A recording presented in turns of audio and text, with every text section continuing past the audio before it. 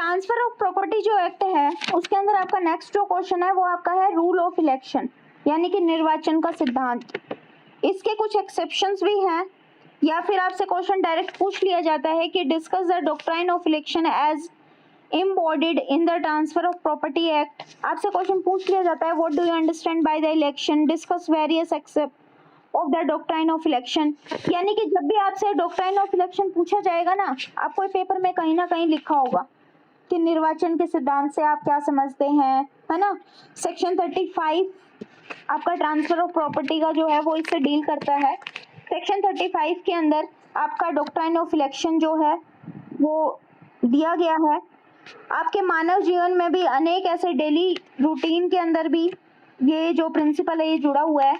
इस डॉक्यूमेंट को अंगीकृत करने की आवश्यकता तब पड़ती है जब किसी व्यक्ति के समक्ष किसी लिखित या डॉक्यूमेंट के द्वारा दो विकल्प उपस्थित हो और उन दोनों में से उसे किसी एक विकल्प को चुनने का राइट हो, या ऐसी दो उसके पास में परिस्थितियां सर्कमस्टांसेस आ गई हैं जिनमें से किसी एक चीज को उसे चुनना होगा और दूसरे को उसका एक्सप्लोरेशन करना होगा, अपवर्जन जो है वो करना होगा।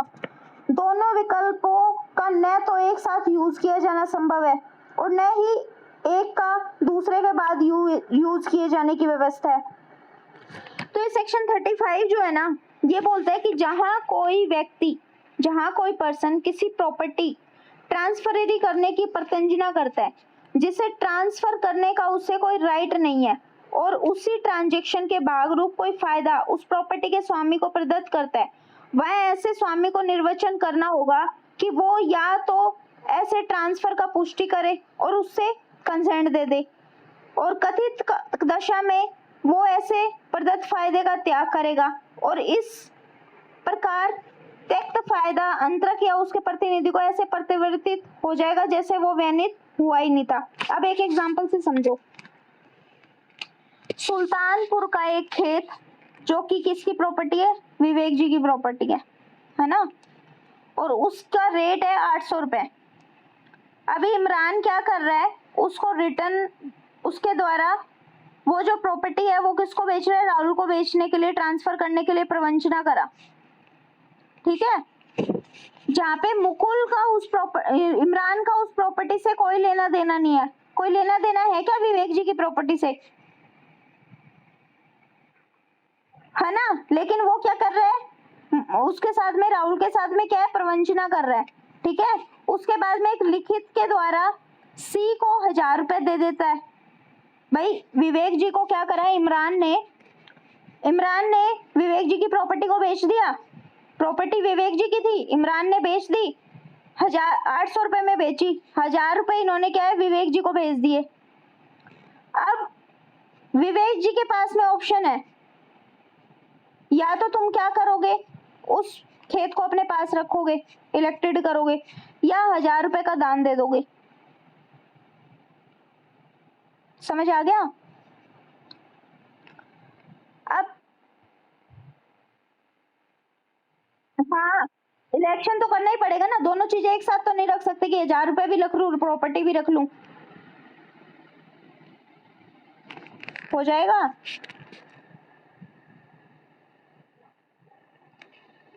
ये जो इलेक्शन का जो प्रिंसिपल है ना, इसका एक नियम है कि कोई भी व्यक्ति एक ही समय में किसी लिखित के प्रोविजन के द्वारा दोनों एक साथ नहीं कर सकता, ना तो उसको डिनाई कर सकता है ना एक्सेप्ट कर सकता है, दोनों में से उसे एक चीज का एक का चयन करना होगा। अब सुनो, वापस सुनो भाई, मेरी बात सुनो। मेरी एक प्रॉपर्टी थी, उस प्रॉपर्टी को संग्रिया आपने बेच दी, है ना, और वो बेची किसको, अन्नू को बेच दी, ठीक है। अब वो प्रॉपर्टी का मूल्य था 800 रुपए, आपने मेरे को उस प्रॉपर्टी के 1000 रुपए दे दिए। मुझे नहीं पता आपने वो प्रॉपर्टी कितने में बेची कितने में नहीं बेची, मेरे हिसाब से तो उस प्रॉपर्टी का रेट था 800 रुपए और आपने 1000 में बेची कि कितने में बेची, आपने मेरे को 1000 रुपए दे दिए। अब एक बात बताओ, ऐसा हो जाएगा क्या कि भाई आप वो 1000 रुपए भी ले लो, है ना, 1000 रुपए भी मुझे ना दो और आप उस प्रॉपर्टी को भी अपने पास रख लो, हो जाएगा क्या ऐसा? दोनों में से किसी एक चीज को तो चूज करना पड़ेगा ना, या तो प्रॉपर्टी को रख लो और 1000 रुपए वापस कर दो, या फिर 1000 रुपए रख लो प्रॉपर्टी उसे दे दो। अभी क्लियर हो गया। मतलब दोनों चीज है ना वो एक साथ नहीं कर सकते। श्री, अभी क्लियर हो गया? सागरिया,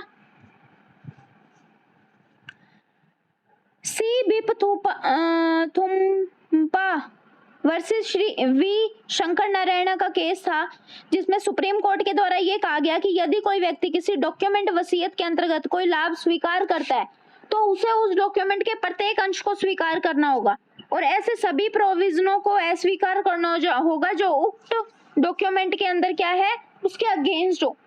अब या तो आप उस डॉक्यूमेंट को क्या है एक्सेप्ट कर लो, और अगर जो आपको अगर एक्सेप्ट नहीं करना है तो आप उसको डिनाई कर दो। ऐसे नहीं है कि आपने जो चीज फायदे की लगी, भाई मैंने 1000 रुपए भी रख लिए, मैंने प्रॉपर्टी भी रख ली, ऐसे थोड़ी ना होता है।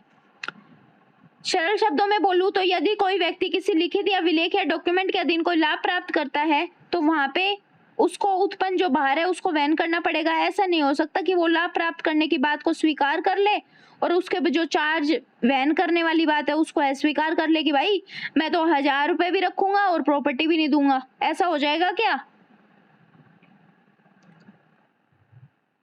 यही आपके इलेक्शन का राइट है, मेन बेस है, ठीक है। उसके बाद में सुनो इसके एसेंशियल एलिमेंट क्या, तो सबसे पहला एलिमेंट कौन सा, प्रॉपर्टी किसने ट्रांसफर करी थी? इमरान ने। प्रॉपर्टी किसकी थी? विवेक की। विवेक, इमरान जो था वो प्रॉपर्टी को ऑथोराइज करने के लिए पावर थी क्या उसके पास में? नहीं थी ना। तो जब उसको ऑथोराइज करने की पावर नहीं थी तो इसमें क्या है, सबसे पहला पॉइंट कि ऐसी प्रॉपर्टी का ट्रांसफर कौन कर रहा है जो अनऑथोराइज्ड है। अनऑथोराइज्ड ट्रांसफर हुआ कि नहीं हुआ यहाँ पे? इलेक्शन की आवश्यकता तब पड़ती है जब किसी व्यक्ति के द्वारा किसी अन्य की प्रॉपर्टी को बिना अथॉरिटी के ट्रांसफर कर दिया जाता है, और ऐसे मामलों में ये राइट जो है वो किसके पास में था कि वो प्रॉपर्टी को ट्रांसफर को स्वीकार करे या डिनाई करे? ऑनर के पास में। क्लियर कि नहीं क्लियर? First element. सेकंड समझो आप कि जब इलेक्शन करने वाला व्यक्ति का प्रॉपर्टी के अंदर वेस्टेड इंटरेस्ट हो, यानी कि ये चीज जरूरी है कि जो भी अगर जो इलेक्शन करेगा ना, यानी कि विवेक जी जो थे वो इलेक्शन करने वाले थे, तो उनके अंदर उस प्रॉपर्टी के अंदर वेस्टेड इंटरेस्ट था कि नहीं था, वो उसके ऑनर थे कि नहीं थे? एक बात बताओ, जब उस प्रॉपर्टी के अंदर ना उसका इंटरेस्ट है ना उसका ऑनर है तो इलेक्शन की जरूरत पड़ेगी क्या? फिर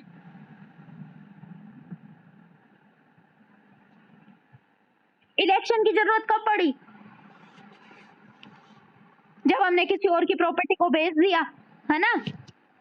अब क्या है कि तीसरा एलिमेंट क्या है कि जब अनऑथोराइज्ड ट्रांसफर या फिर अधिकारपूर्ण ट्रांसफर एक ही ट्रांजैक्शन के अंतर्गत किए जाएं, एक ही ट्रांजैक्शन में हो रही है ये सारी चीजें, कि इलेक्शन का रूल अप्लाई करने के लिए ये भी आवश्यक है कि अनऑथोराइज्ड ट्रांसफर और अधिकारपूर्ण ट्रांसफर एक ही ट्रांजैक्शन में अथवा एक ही विलेख के अधीन किए जाएं। दोनों ट्रांसफर एक दूसरे के ऊपर डिपेंड होने अपेक्षित हो। यदि दोनों जो स्वतंत्र या अलग अलग है तो वहां पे जो ट्रांसफर है वो अप्लाई नहीं होगा। अब सुनो मेरी बात, ए जो है वो एक डीड एग्जीक्यूट कर अपनी प्रॉपर्टी बी को ट्रांसफर करता है, यानी कि अन्नू ने अपनी जो प्रॉपर्टी है वो जय को ट्रांसफर कर दी, है ना। अभी ए क्या कर रहा है, और ए एक अन्य विलेख के द्वारा जो बी को प्रॉपर्टी ट्रांसफर करी है ना, यानी कि अन्नू ने प्रॉपर्टी किसको ट्रांसफर करी? जय को, और उसी के बाद वही प्रॉपर्टी उसने उसको पीयूष को ट्रांसफर कर दी, ठीक है। तो अब एक बात बताओ, सेम ट्रांजैक्शन हुई कि नहीं हुई? अब मुझे एक बात बताओ, तुम प्रॉपर्टी को ट्रांसफर कर रहे हो, भाई अन्नू जो है, अन्नू ने जय को प्रॉपर्टी ट्रांसफर करी, वो लीगल था कि नहीं था पहला ट्रांसफर उस प्रॉपर्टी का? उसके बाद में जो दूसरा प्रॉपर्टी का ट्रांसफर पीयूष को करा वो लीगल था कि इलीगल? जब वो इलीगल है तो वहां पे इलेक्शन की जरूरत पड़ेगी क्या? नहीं पड़ेगी, है ना। अब सुनो, ये मोहम्मद अफजल वर्सेस गुलाम कासिम वाला केस डाला ना यहाँ पे, इसमें क्या होता कि टोंक का एक नवाब था, टोंक जिला सुना हुआ है ना, राजस्थान में ही है। टोंक के नवाब की डेथ हो जाने पर सरकार के द्वारा प्रबंध की दृष्टि से नवाब का पद जो था क्योंकि नवाब की जो पोस्ट थी वो उसके बड़े बेटों को सौंपी गई। कुछ जो धन था वो उसके छोटे बेटों को दे दिया। नवाब ने पद के बदले में कुछ गांव पहले ही अपने छोटे पुत्र को दे दिए थे। ठीक है, क्वेश्चन ये उठा, क्या छोटा पुत्र उन दोनों अनुदानों में से किसी एक का इलेक्शन कर सकता है? बताओ भाई। सरकार ने नहीं कर सकता, क्योंकि वहां पे जो ट्रांसफर किए जाने वाले थे, जो डीड बनी थी, वो अलग अलग थी कि नहीं थी? और जब अलग अलग थी तो वहां पे इलेक्शन की जरूरत पड़ेगी क्या? अब दूसरा क्या कह रहे हैं कि जब आप प्रॉपर्टी को ट्रांसफर कर रहे हो ना, तो जो ट्रांसफरर है उसको प्रॉपर्टी ट्रांसफर होने के ओनरशिप की जानकारी हो या ना हो, तो यहाँ पे इलेक्शन के प्रोविजन में, इलेक्शन के जो आपका प्रिंसिपल है उसके अंदर ये आवश्यक नहीं है कि जो अनऑथोराइज्ड रूप से प्रॉपर्टी का ट्रांसफर करने वाले व्यक्ति को उस प्रॉपर्टी के ओनरशिप के बारे में जानकारी रही हो या नहीं रही हो। ऐसे मामलों में ये साबित करने की आवश्यकता नहीं होती। ऐसे मामलों में तो जो ट्रांसफरर होगा, अंतरकर्ता जो होगा, वो प्रॉपर्टी का ट्रांसफर करते समय ये ज्ञान था कि ट्रांसफर की जाने वाली प्रॉपर्टी का वह स्वामी नहीं है। मतलब कि ये मतलब नहीं करता कि ये प्रॉपर्टी का ट्रांसफर मतलब ओनर है या नहीं है, उसको तो सिर्फ इतना पता है कि मैं इस प्रॉपर्टी को ट्रांसफर कर रहा हूं, मैं इसका मालिक नहीं हूं। क्लियर? फिफ्थ एलिमेंट क्या आता है कि जब बेनिफिट इनडायरेक्ट अर्थात डायरेक्ट इनडायरेक्ट रूप से दिया जाए, तो इलेक्शन का जो सिद्धांत है वो ऐसे मामलों में अप्लाई नहीं होता जहां लाभ जो है वो डायरेक्ट रूप से ना देकर इनडायरेक्ट रूप से दिया गया हो। लाभ दिए जाने वाले व्यक्ति को, यानी कि बेनिफिट दिए जाने वाले व्यक्ति की हैसियत जो है वो भिन्न भिन्न हो। ऐसे मामलों में एक हैसियत में वो लाभ को स्वीकार कर सकता है और दूसरी हैसियत में जो चार्ज है उसको क्या करेगा, डिनाई जो है वो कर देगा। अब बात आती है इलेक्शन, मोड ऑफ इलेक्शन। तो मोड ऑफ इलेक्शन की बात आएगी तो एक तो आप डायरेक्ट रूप से इलेक्शन कर सकते हो, एक बाय कंडक्ट आप कर सकते हो। जब इलेक्शन करने वाला व्यक्ति ओरल या रिटन रूप से अगर डीड को एक्सेप्ट कर लेता है तो वो डायरेक्ट इलेक्शन होगा। ठीक है, लेकिन यदि इलेक्शन करने वाला व्यक्ति बाय ओरल या रिटन के अंदर उस डीड को स्वीकार नहीं करता, परंतु उस डीड के अधीन जो प्रदत्त लाभ है उसको स्वीकार कर लेता है, तो उसने अपने पक्ष में जो है इलेक्शन कर लिया। अब एक बात समझो, आपके सामने डीड आई है ना भाई, मैंने प्रॉपर्टी जो है विवेक जी की जो प्रॉपर्टी थी वो मैंने क्या है ट्रांसफर कर दी, और ट्रांसफर करने के बाद में मैंने इनको वो लेके जो डीड बनी थी वो मैंने दे दिया, ओरली मैंने इनको जाके बता दिया, इन्होंने जाते ही एक्सेप्ट कर लिया। पहली चीज तो ये हो गई। तो ये तो हो गया डायरेक्ट, है ना।